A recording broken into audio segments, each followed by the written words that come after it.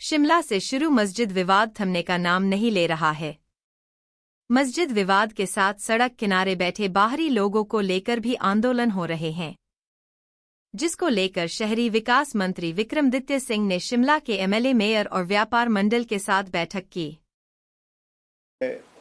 शिमला के जो हमारे व्यापार मंडल के साथी हैं और व्यापार मंडल के साथ साथ जो हमारे स्ट्रीट वेंडर्स एसोसिएशन हैं, उनके पदाधिकारियों के साथ एक सकारात्मक चर्चा शिमला शहर के लोगों के साथ करी है, जिसमें हमारे खास करके शिमला के जो माननीय विधायक है हरीश जनाठा जी,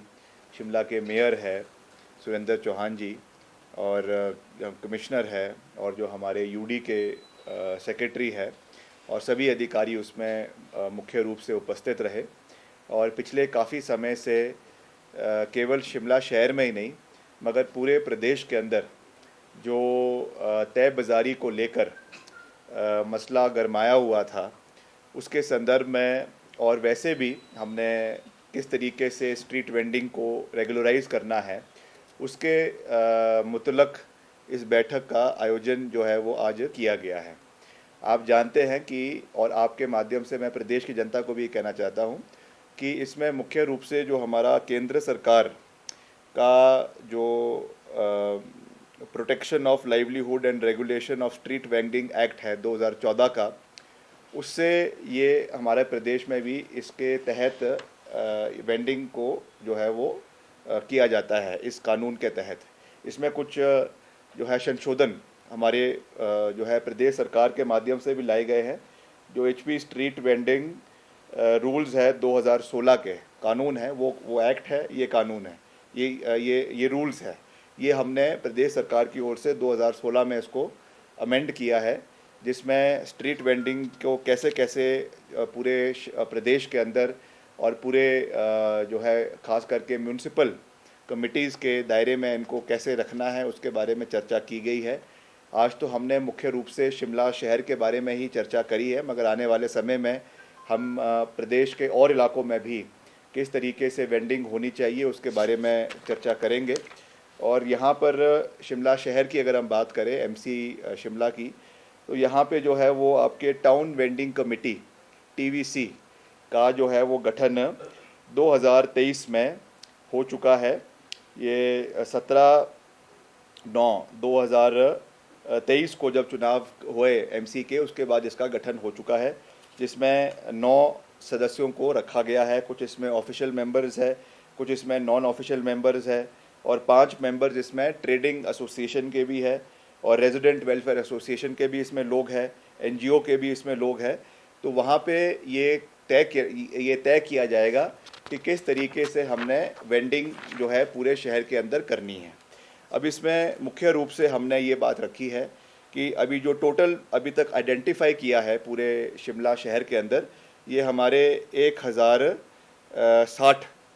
जो है वो वेंडर्स को आइडेंटिफाई किया गया है, और जिसमें से नए जो अभी टीवीसी का जो सर्वे हुआ उसके माध्यम से अधिकतर 540 और अधिकतर जो है इसमें पाए गए हैं, जिसमें से कुछ इसमें त्रुटियां भी हैं, कुछ इसमें डबलिंग हो रही है, कुछ इसमें ऐसे है जो जब इसका सर्वे किया गया उस समय तो पाए गए हैं मगर बाद में मौके पर वो दिखे नहीं हैं। तो इसके लिए हमने कड़ा संज्ञान लिया है, और जगह जगह पे खास करके पूरे शहर के मैंने डिपार्टमेंट को ये निर्देश दिए हैं कि जो हमारा इसमें हाई डेंसिटी एरियाज़ है, जैसे आपका राम बाज़ार है या लक्कड़ बाज़ार है या आपका जो है मिडिल बाज़ार है, जहाँ पे ज़्यादा से ज़्यादा स्ट्रीट वेंडिंग जिस इलाकों में होती है, वहाँ पर थोड़ा रेट जो आपका है उसको हाई रखा जाए और बाकी एरियाज़ में उसको कम रखा जाए, ताकि इसमें बराबर तरीके से जो हमारे वेंडर्स हैं उनको भी नुकसान ना हो और जो व्यापारी लोग हैं उनको भी इसकी नुकसान ना हो। इसमें डेजिग्नेटेड तरीके से जो है आपके ब्लू लाइन ये लगाई जाएगी। आपकी येलो लाइन पार्किंग के लिए होती है, वैसे ही ब्लू लाइन जो है वो लगाई जाएगी जगह जगह पे जहाँ पर भी वेंडिंग होगी, और उन्हीं जगहों के ऊपर जो है वो आपको तय बाज़ारी के लिए परमिट जो है वो दिए जाएंगे। बाकायदा उसमें आपका फ़ोटो होगा, आपका रजिस्ट्रेशन नंबर होगा, और हर 3 साल बाद इसको जो है वो कमेटी द्वारा रिव्यू किया जाएगा। वैसे तो इसके लिए एक आगे इसकी एक अपीलेट बॉडी भी बनाई गई है, जहाँ पे अगर किसी को कोई इसमें शिकायत है, कोई समस्या है, तो एक 3 सदस्यीय जो है एक ग्रीवेंस रिड्रेसल कमेटी भी बनाई गई है, मगर ये तो ज़्यादा डिटेल में जाने वाली बात है। मगर मोटा मोटा हमने शिमला शहर के अंदर कि किस तरीके से हमने इसको रेगुलराइज करना है, क्योंकि बहुत बारी ये मसला उठा था कि बाहर के लोग हिमाचल से बाहर के लोग यहाँ पे आते हैं और गैर हिमाचली हैं, और यहाँ की सुरक्षा में, महिलाओं के साथ सुरक्षा में या और चीज़ों में काफ़ी दिक्कतें का सामना करना पड़ रहा है। पिछले जो सारा मसला शिमला में भी उठा और इलाकों में भी उठा, उस संदर्भ में हम इस पर कानून की सख्ती ला रहे हैं। और जो है दिसंबर तक 30 दिसंबर तक की मैंने जो है वो कमिश्नर एमसी को डेडलाइन दी है कि इसकी सारी प्रक्रियाएं जो है वो 30 दिसंबर तक पूरी कर दी जाएगी। इसकी जोनिंग कंप्लीट हो जाएगी, इसके जो लाइनिंग होनी है, ब्लू लाइनिंग होनी है, वो भी कंप्लीट हो जाएगी, और उन्हीं को ही जो नंबर इसमें आइडेंटिफाई किए गए हैं, उन्हीं को ही उस जगहों पे बैठने की अनुमति दी जाएगी। इसमें से हम विकलांग लोगों को भी इसमें कुछ परसेंटेज में प्राथमिकता देंगे, कुछ विधवा महिलाओं को भी इसमें प्राथमिकता दी जाएगी, कुछ जगहों पे हैंडीकैप तो मैंने कह ही दिया, विकलांग, या इसमें और जो हमारे इकोनॉमिकली वीकर सेक्शन के लोग हैं उनके इनकम क्राइटेरिया के हिसाब से उनको भी इसमें रखा जाएगा। और कुछ परसेंट हमारा जो एससी एसटी है या ओबीसी है उनके लिए भी कुछ परसेंट इसमें, क्योंकि ये केंद्र सरकार का कानून है तो हमको उसको भी मद्देनज़र रखना है, उसके तहत इसको भी रखा जाएगा। तो उसका पूरा फ्रेमवर्क जो है वो टीवीसी, जो जैसा मैंने आपको कहा, जो टाउन वेंडिंग कमेटी है वो बना रहा है, और ये हमारा जो एमसी कमिश्नर है, एमसी के मेयर है, उनकी अध्यक्षता में ये बनाया जा रहा है। और इसकी हम रेगुलर इसकी मॉनिटरिंग करेंगे ताकि ये पूरे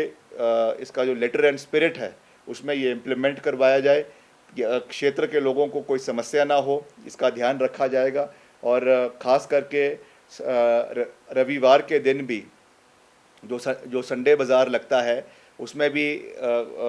स्थानीय व्यापारियों की ये कंप्लेंट थी कि बहुत से बाहर के, कोई अम्बाला के, करनाल के या और इलाकों से जो है वो व्यापारी यहाँ पर आते हैं, और उससे प्रदेश को भी कोई आमदनी जो है जीएसटी में या और तरीके से नहीं होती है, और वो भी एक समस्या है। तो उसके लिए भी मैंने एमसी कमिश्नर को कहा है कि इसमें देखा जाए, या तो उनको एक अलग से एरिया दिया जाए जहाँ पे उनको किया जा सकता है, मगर उनको जो है not at the cost of the local vendors. हम जो यहाँ के लोकल वेंडर्स हैं उनका पूरा ख्याल रखेंगे, यहाँ के व्यापारी है उनका पूरा ख्याल रखेंगे। तो इन सब चीज़ों के ऊपर इसकी चर्चा की गई है, और आने वाले समय में इसको हम और जितने हमारी म्यूनसिपल कॉरपोरेशंस है उनके साथ भी बैठक करेंगे, वहाँ पर भी किस तरीके से ये तय बाज़ारी होनी चाहिए, चाहे वो आपके सब्ज़ी वाले हैं, चाहे वो आपके फ्रूट वाले हैं, चाहे वो आपके और जो सामान कोई कपड़े बेच रहे हैं और चीज़ें हैं, उस चीज़ का पूरा ध्यान जो है वो रखा जाएगा। इसके लिए प्रयास करेंगे, सरकार प्रयास करेगी कि हिमाचल के लोगों को प्राथमिकता दी जाए, पर इसमें ऐसा कोई कानून जो है वो नहीं लाया जा सकता कि गैर हिमाचलियों को हम हिमाचल में नहीं आने देंगे। ये क्योंकि जो स्कीम ऑफ थिंग्स है, हमारा संविधान है, उसके विरुद्ध है। और पूर्व में भी कई जगहों पे कहीं रोज़गार के संबंध में या और चीज़ों में इस तरीके के प्रयास सरकार ने किए हैं, मगर वो चीज़ हमेशा जो है वो हाई कोर्ट से, सुप्रीम कोर्ट से जो है वो रद्द हो जाती है। इसलिए हम इस तरीके का कोई कानून नहीं ला सकते हैं कि हम बाहर के लोगों को हिमाचल में नहीं आने देंगे, मगर ये ज़रूर है कि वेंडिंग में प्राथमिकता जो है वो हिमाचल के और स्थानीय क्षेत्र के लोगों को मिलेगी। इसके लिए हम ज़रूर प्रयास करेंगे।